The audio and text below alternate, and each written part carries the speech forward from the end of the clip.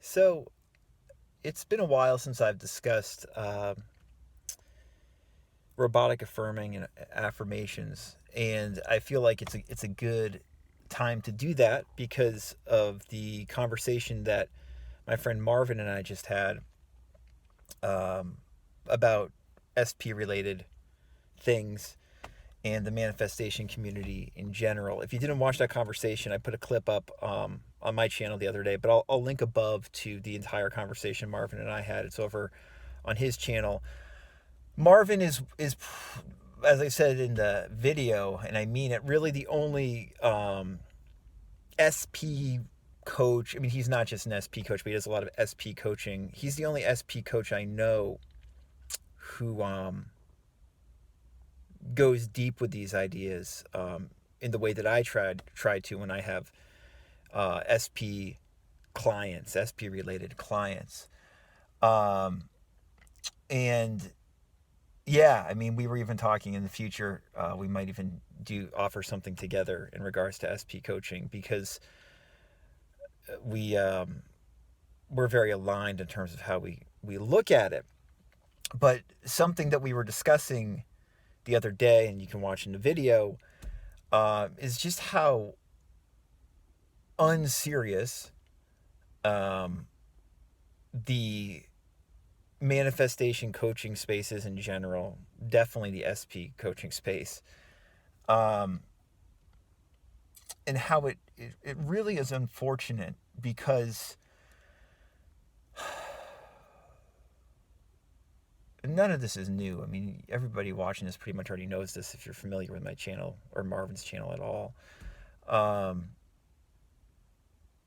there are so many great practical spiritual and psychological ideas that the law of attraction or law of assumption, whatever you want to call it, has to offer us.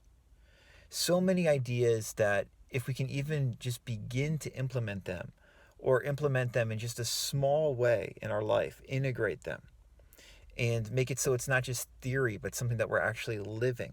Even if we can just do that a little bit, it can really improve our lives and make us feel better.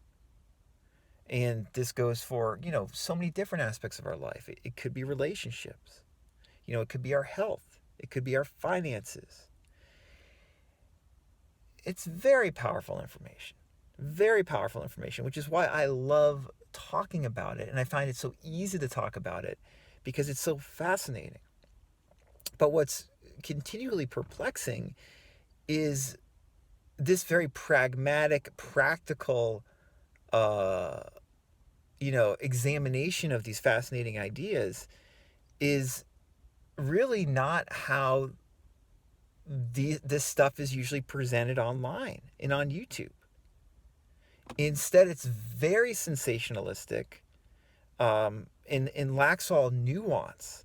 As Marvin and I were talking about the other day, this stuff is mainly about nuance. When you're actually trying to integrate it, it's all about those little nuances. And that's why it's very valuable to have support in the terms of coaching or, a trustworthy group that actually can help you see the nuances better, right? But instead, we get presented this stuff in this very simplistic, overly simplistic way where all the nuances are missed. And one of the ways that we see that is robotic affirming and affirmations in general. It's really amazing. You know, I'm a huge believer in the power of affirmations, and I'm obviously a huge believer in what Emile Coué talks about. And I'll put the link above to our Emile Coué playlist where we talk about Coué's ideas about autosuggestion and conscious autosuggestion and affirmations in probably more depth than any other place on YouTube. And part of that, without question, is robotic affirming, which is most popularly explained on here by Sammy Ingram, at least as far as I know. There might be other teachers too talking about it, but I don't think any are as big as Sammy. And Sammy explains a lot of aspects of affirming something over and over and over again really, really well. Really well. I've praised her for her straightforward explanation of how you can utilize robotic affirming in multiple videos. However, the way that she presents it is colored by also this very dogmatic teaching style and this very judgmental teaching style that kind of encourages groupthink and toxic positivity and basically like a cult-like following of a very straightforward technique that Emile Coué and others have described so eloquently over the years. So there's major, major, major problems with how robotic affirming is talked about online. And something that was not in our conversation the other day that Marvin and I had, something we were talking about before we went live, is the dark side. This dark side of robotic affirming is something that people don't really want to talk about because it's not marketable, and there's such like Sammy and her mermaid game. There's such a bullying element there, and people like being like, no, you just didn't do it right or whatever, or like, just really toxic, very toxic environment that people don't want to acknowledge or discuss that robotic affirming works poorly for the majority of people who try it, right? And there's a lot of reasons for that, and I've discussed that in many videos. Again, look at the Coué playlist. But what it comes down to, one reason it works so poorly is that it's the way Sammy explains robotic affirming, and then the way this groupthink goes in regards to it makes it seem like it's going to be this very straightforward thing. And you're going to maybe run into resistance, but you're just going to power through it by affirming, right? Well, the reality is you have to face that resistance, and you can robotically affirm through that. But if you aren't ready to work through that resistance while you robotically affirm, in all likelihood, you're going to have major issues. And, Marvin and I were discussing this content creator who was getting all these emails about people trying Sammy's advice, and these horror stories basically of people ending up being hospitalized after trying to robotically affirm for a couple weeks, people having to be medicated, people having panic, anxiety attacks by robotically affirming and not getting the results that they were quote unquote promised by doing that, and basically freaking out and not knowing how to deal with the psychological and emotional resistance of saying something over and over again and not having a 3D change and feeling all fucked up basically by that. That happens a lot. And Marvin made an amazing video about it that is now,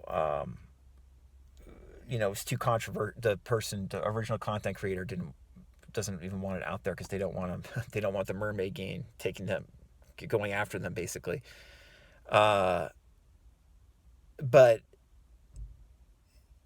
yeah, there's this huge dark side to the robotic affirming movement, and I'm a big proponent of robotic affirming compared to a lot of people, including Marvin. I think if you know what you're doing in terms of saying something over and over again and just kind of implanting it by saying it over and over again, it's a really good tool.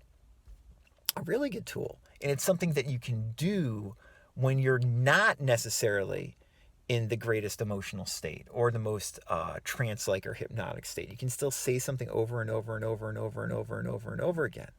But you have to go about doing this, in my opinion, maturely, in this practical way where you know what you're doing, You know you're trying to implant an idea by saying it over and over again, and you know that there's going to be a ton of resistance that comes up, and you're just going to gently, self-lovingly move through the resistance and probably be utilizing other self-care tools besides just robotic affirming to move through the resistance as you also use robotic affirming.